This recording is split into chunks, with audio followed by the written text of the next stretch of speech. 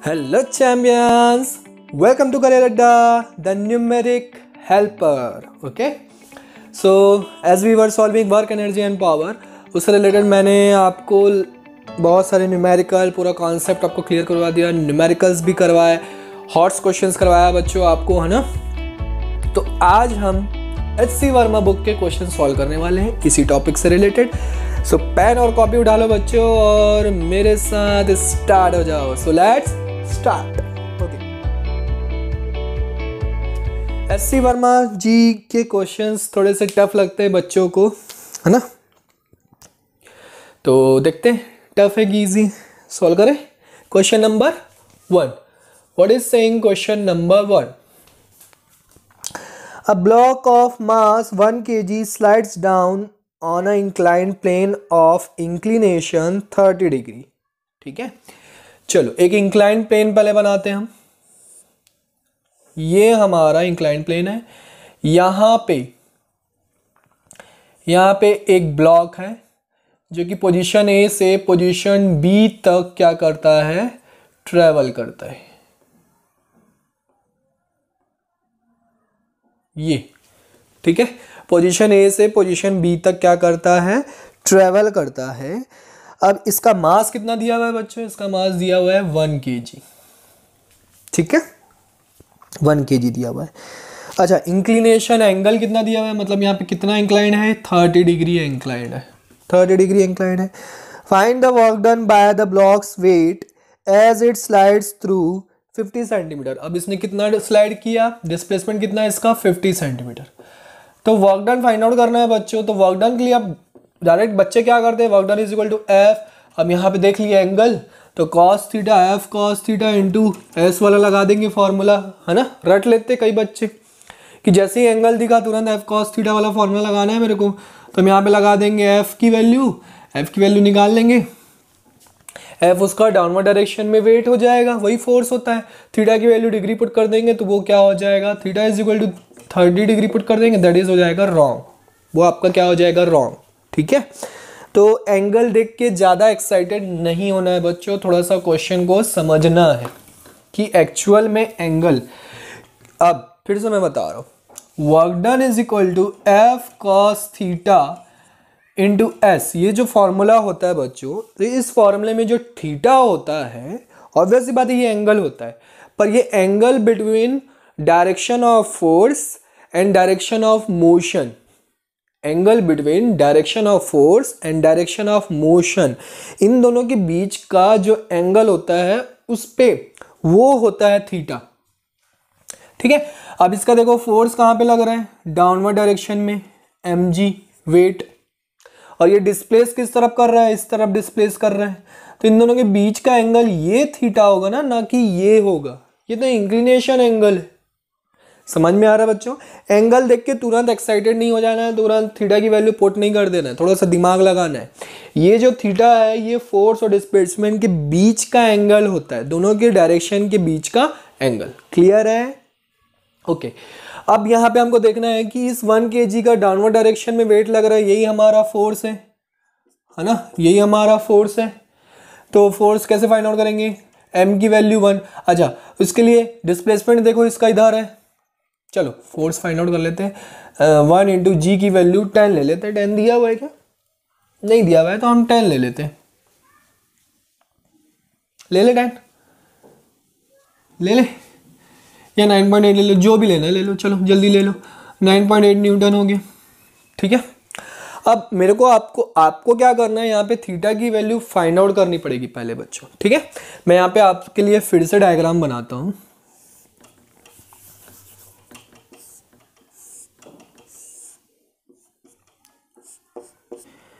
Downward direction में इसका लग रहा है फोर्स, ये इसका इंक्लिनेशन 30 डिग्री। अच्छा,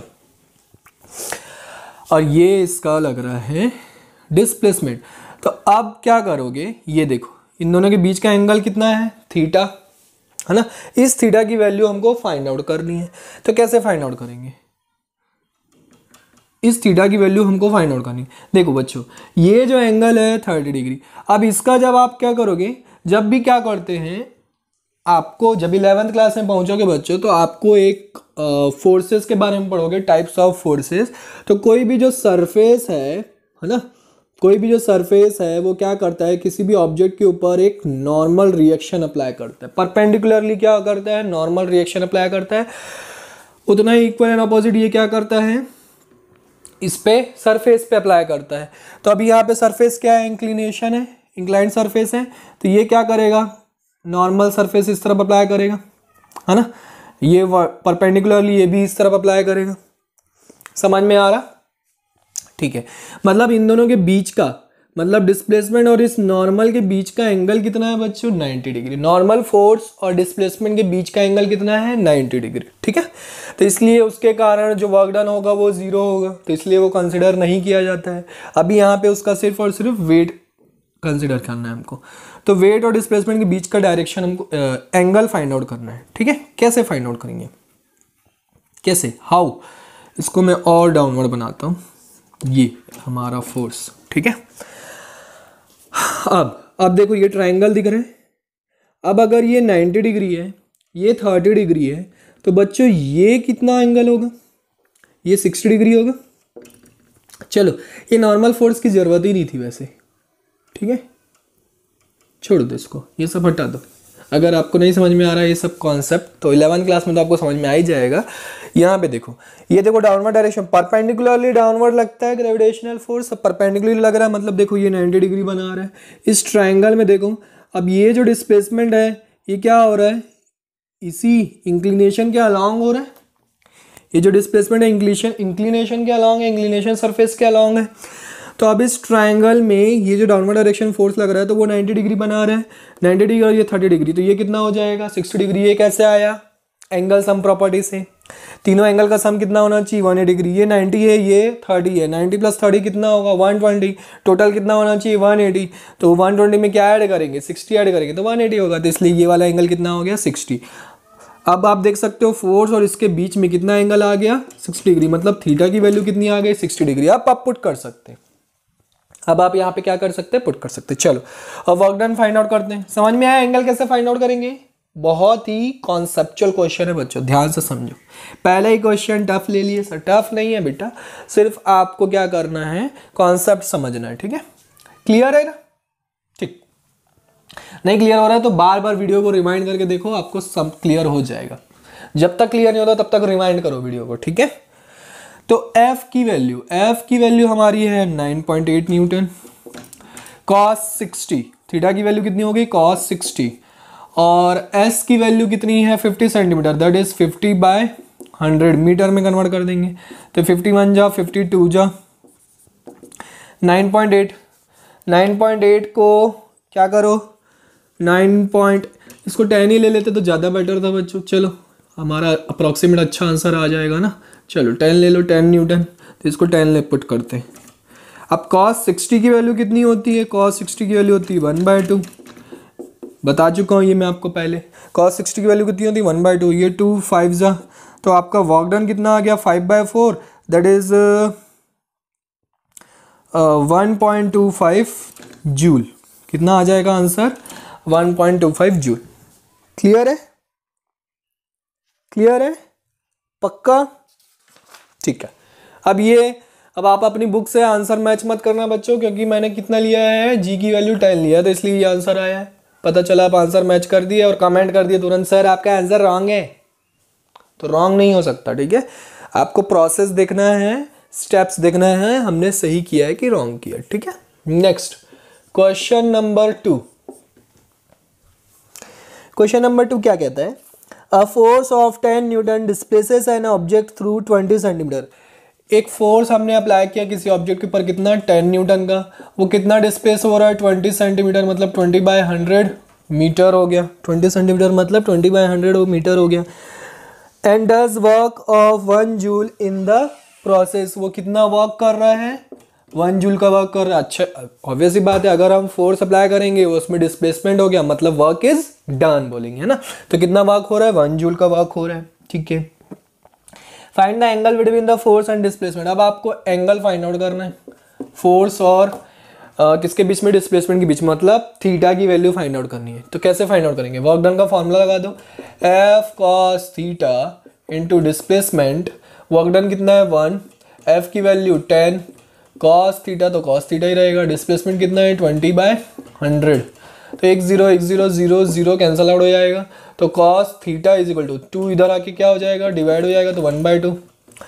अब इसको थीटा कैसे फाइंड आउट करते हैं बच्चों, वो आपको ध्यान से दिखना है। देखो cos theta is equal to 1/2, अभी मैंने बताया 1/2 cos में किसकी वैल्यू होती है, cos 60 की वैल्यू होती है, तो यहाँ पे आप क्या लिखोगे, cos 60 लिख सकते हैं 1/2 की जगह। अब यहाँ पे देखो cos और cos क्या हो गया, आप चाहो तो ऐसे कैंसल आउट कर दो, तो थीटा इज इक्वल टू कितना आ गया 60 डिग्री। क्लियर है, समझ में आया। 1/2 हम चेक करेंगे cos में कितने डिग्री की वैल्यू होती है, तो cos 60 की वैल्यू होती है, तो इसलिए 1/2 की जगह हमने cos 60 लिख दिया, ताकि cos कैंसल आउट हो गया, हमको थीटा की वैल्यू मिल जाए। Next question number 3। Question number 3 क्या कह रहा है, a player kicks a ball of mass 250 ग्राम, मास है बॉल का कितना 250 ग्राम, उसको एक प्लेयर ने क्या किया, किक किया, placed at the centre of a field, centre of field के सेंटर पे क्या है वो प्लेस किया हुआ है ball, the ball leaves his foot with a speed of 8 metre पर सेकेंड, अब उसकी स्पीड कितनी हो गई 8 मीटर पर सेकेंड हो गई। Find the work done by the player on the ball, work done find out करना है। ओके, जब मास और वेलोसिटी की वैल्यू गिवन हो और वर्क डन फाइंड आउट करना हो, तो उसके लिए फॉर्मूला मैंने बताया था बच्चों, क्या होता है, change in kinetic energy, that is half mv² minus half mu²। अब u जो है इनिशियल वेलोसिटी, v जो है फाइनल वेलोसिटी, ओहो चिच्छी हो गया ना।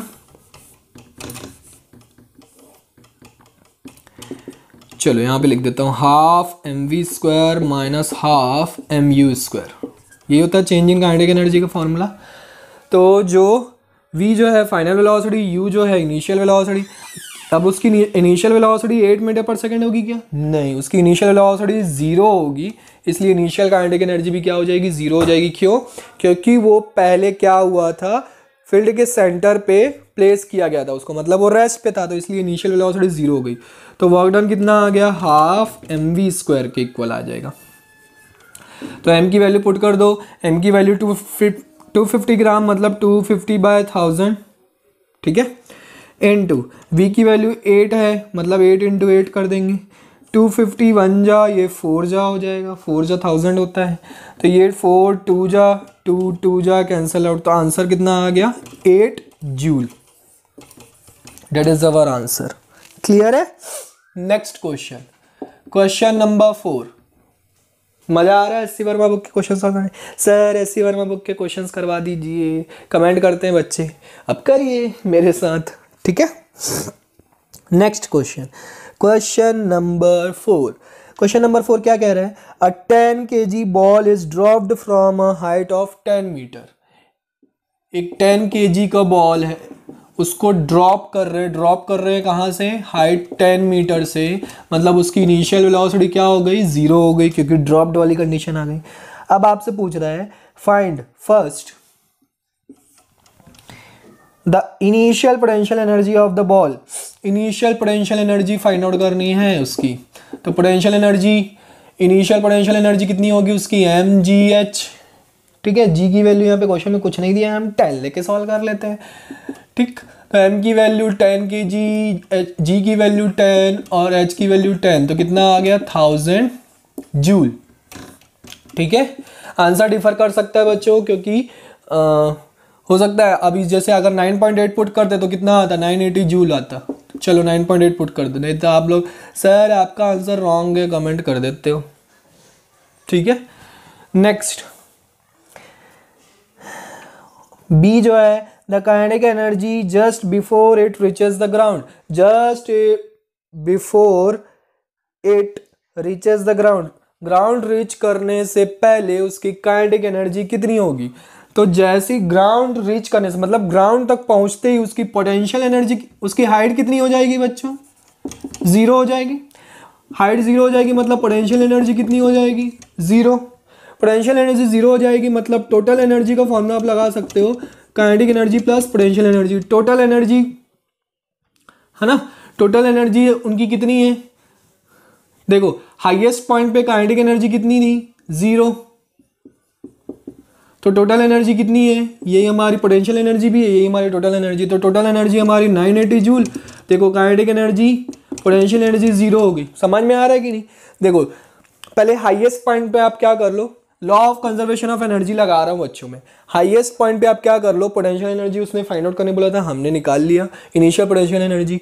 अब उसी पॉइंट पे काइनेटिक एनर्जी कितनी होगी, 0, क्योंकि उस पॉइंट पे वेलोसिटी उसकी 0 है, तो काइनेटिक एनर्जी 0 हो जाएगी। मतलब टोटल एनर्जी जितनी पोटेंशियल एनर्जी उतनी टोटल एनर्जी होगी 980 जूल। जब वो ग्राउंड पे पहुंचने वाला होगा, तो हाइट उसकी 0 हो जाएगी, तब उसकी टोटल एनर्जी जो है वो किसकी इक्वल हो जाएगी, काइनेटिक एनर्जी की इक्वल हो जाएगी, क्योंकि पोटेंशियल एनर्जी क्या हो जाएगी, 0 हो जाएगी। स्पीड तो नहीं हो रहा, समझ में आ रहा, ठीक है। तो काइनेटिक एनर्जी कितनी होगी, 980 joule just before it reaches the ground, ठीक है। नेक्स्ट समझ में आ रहा है ना, क्या लगा रहे हैं हम, law of conservation of energy apply कर रहे हैं, LCE। The speed just before it reaches the ground, just before reaches the ground, उसकी स्पीड फाइंड आउट करनी है हमको। तो कैसे फाइंड आउट करेंगे, काइनेटिक एनर्जी हमको गिवन है 12 mv², 980 हाफ, m की वैल्यू कितनी है, m कहाँ गया, 10, तो ये 0 0 कैंसल आउट, 2 98 49 2 जा होता है ना, तो 49 इंटू 2, ये वाला 2 भी इधर आके 2 मल्टीप्लाई हो जाएगा, ये v²।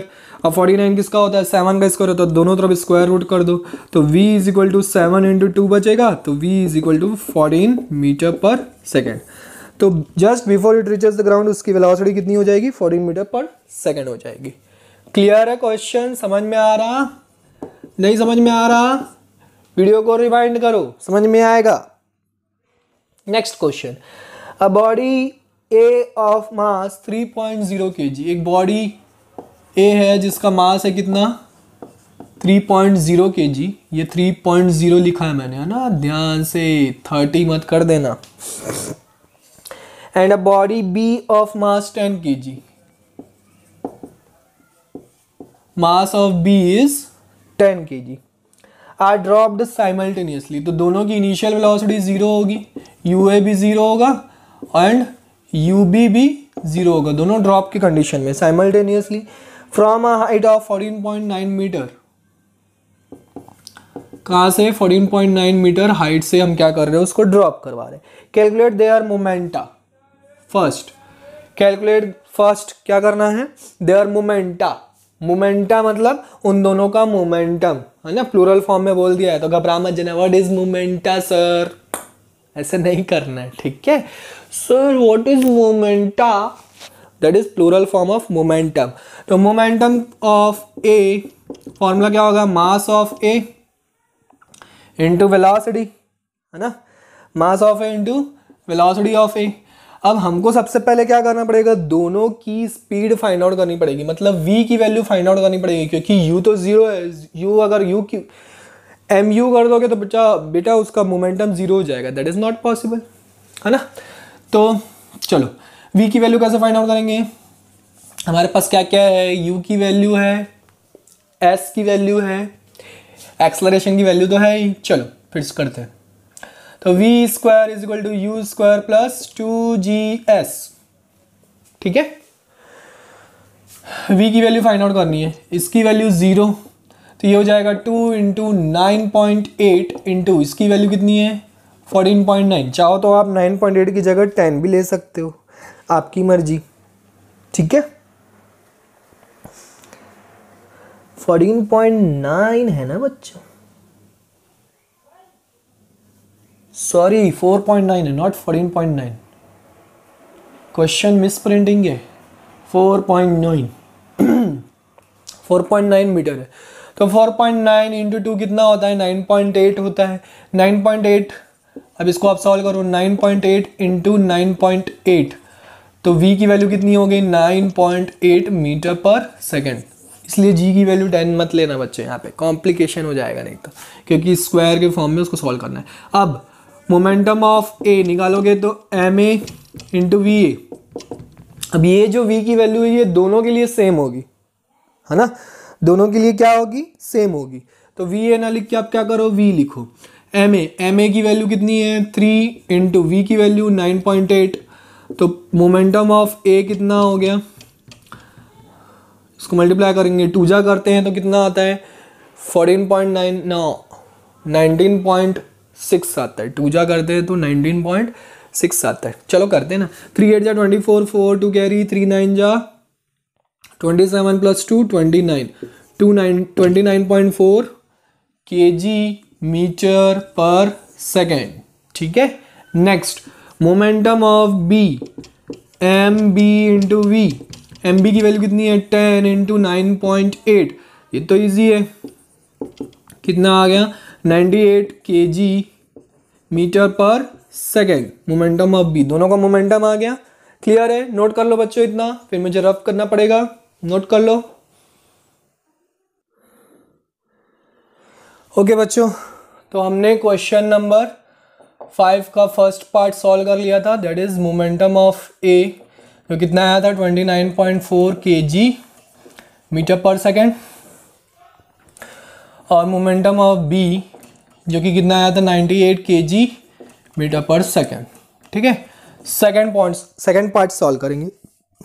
सेकेंड पार्ट क्या बोल रहे हैं, देयर पोटेंशियल एनर्जीज, दोनों की पोटेंशियल एनर्जी फाइंड आउट करनी है। तो potential energy of A is equal to M A G H. अब एच की वैल्यू तो सबके लिए सेम है, तो पोटेंशियल एनर्जी ऑफ ए कितना हो जाएगा, एम ए की वैल्यू कितनी थी 3, जी की वैल्यू 9.8 लिया था हमने, तो 9.8 यहाँ पे भी लेंगे। एच की वैल्यू है 4.9। ठीक है, सबको मल्टीप्लाई कर दो बच्चों, फटाफट करो। कितना आएगा कितना आएगा कितना आएगा कितना आएगा, चलो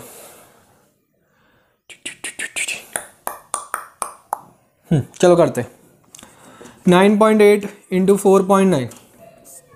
चाहो तो आप इसको क्या करो, फ्रैक्शन से सॉरी डेसिमल से फ्रैक्शन में चेंज कर दो, उसके बाद मल्टीप्लाई करो। कितना आएगा 9 8 जा 72, 9 8 जा 72, 7 करी 9 9 जा 81, 81 88, 4 8 जा 32, 2 3 कैरी 4 9 जा 36, 36 प्लस 3 39, 2 0 1 8 9 9 8 1 3 4, 4 8 0 2, उसके बाद 3 और मल्टीप्लाई करना है, 3 2 जा 6 0, 3 8 जा 24, 4 2 कैरी 3 4 जा 12 प्लस 2 4, 3 2 जा 6, 3 0 जा 0, 3 8 जा 24, 2 कैरी 3 4 जा 12 प्लस 2 14406 आपका आंसर आ गया। तो 14406 मतलब 144.06 जूल, ये पोटेंशियल एनर्जी ऑफ ए आ गई। Potential energy of B find out करना है, तो M B G H, M B की वैल्यू 10, इसकी वैल्यू 9.8, इसकी वैल्यू 4.9, तो ये हो जाएगा 98 फिर से 9, ओहो अभी हमने मल्टीप्लाई किया था ना, मिटा दिया मैंने।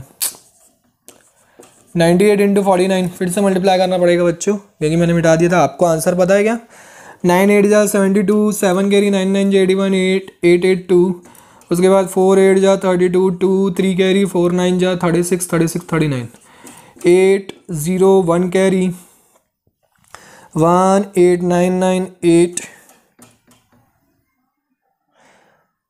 9 9 18 1 प्लस 3 4808 आ रहा है। 4808 इंटू 3 करके देखो, पहले तो कुछ और आया था, ओ सॉरी 4802, ठीक है हाँ 4802। तो 4802 इन दोनों को मल्टीप्लाई करने पर आया, एक 10 तो कैंसिल आउट हो जाएगा, तो 480.2 जूल आएगा इसका फाइनल आंसर। समझ में आया potential energy of B. Next third part में क्या कह रहा है, there kinetic energies when they are 10 metre above the ground, जब वो 10 मीटर अबव द ग्राउंड है तब उनकी काइनेटिक एनर्जी कितनी होगी। जब 10 मीटर अबव है ग्राउंड से तो क्या हाइट से डिपेंड, हाइट के कोई इफेक्ट पड़ता है काइनेटिक एनर्जी पे? नहीं। तो kinetic energy of A, simple formula half M A V square. तो हाइट के कारण ना तो वी की वैल्यू पे डिपेंड पड़ेगा, ना तो उस पर काइनेटिक एनर्जी पे इफेक्ट पड़ेगा। ठीक है, तो सिंपल आपको क्या करना है, उसमें वैल्यू पुट कर देनी है। तो ये हो जाएगा हाफ इंटू 3 इंटू 9.8 इंटू 9.8, ये 4.9 हो जाएगा। अगेन 4.9 इंटू 9.8, अभी हमने मल्टीप्लाई किया था ना इनको, कितना आया था 144.06 जूल। ठीक है, kinetic energy of B half M B V square, half M की वैल्यू 10, इसकी वैल्यू 9.8 इंटू 9.8, अगेन ये क्या हो जाएगा 4.9। ये देखो ये भी सेम आंसर, ओहो सेम आंसर आ गया 480.2 जूल। क्लियर है? क्लियर है बच्चों? ओके, यहाँ पे मैंने मिस्टेक कर दी पोटेंशियल एनर्जी निकालने में। पोटेंशियल एनर्जी वो फाइंड आउट करने बोल रहा है जब हाइट कितना होगा, 10 मीटर होगा। तो यहाँ पे 10 करना है, तो यहाँ पे 10 करना है, तो ये 10 0 0 कैंसिल आउट हो जाएगा, 98 3 जा हो जाएगा, 3 8 जा 24, 2 कैरी, 3 9 जा 27 प्लस 2 29, 294 हो जाएगा। यहाँ पे मैंने मिस्टेक कर दी बच्चों, ये 10, तो ये कितना हो जाएगा 980 जूल, है ना? कितना हो जाएगा 980 जूल। तो पोटेंशियल एनर्जी और काइनेटिक एनर्जी सेम नहीं आएगी बच्चों, सेम हाइट पे दोनों अलग अलग होगा। Next question number 6। Question number 6 क्या कहते हैं? A ball is dropped from a height h, height h dropped बोल रहा है मतलब initial velocity 0, when it reaches the ground its velocity is 40 metre पर सेकेंड। इसकी वेलोसिटी कितनी हो जाती है, 40 मीटर पर सेकेंड हो जाती है। Find the height h, h की वैल्यू फाइंड आउट करनी है। अब आपको कुछ भी नहीं गिवन है सर, कैसे सॉल्व करेंगे? अच्छा एक बात बताओ, जब हम किसी ऑब्जेक्ट को ड्रॉप करवाते हैं तो वहाँ पे क्या होता है, एनर्जी ट्रांसफ़र होते जाती है। ठीक है, एनर्जी क्या होते जाती है, ट्रांसफ़र होते जाती है।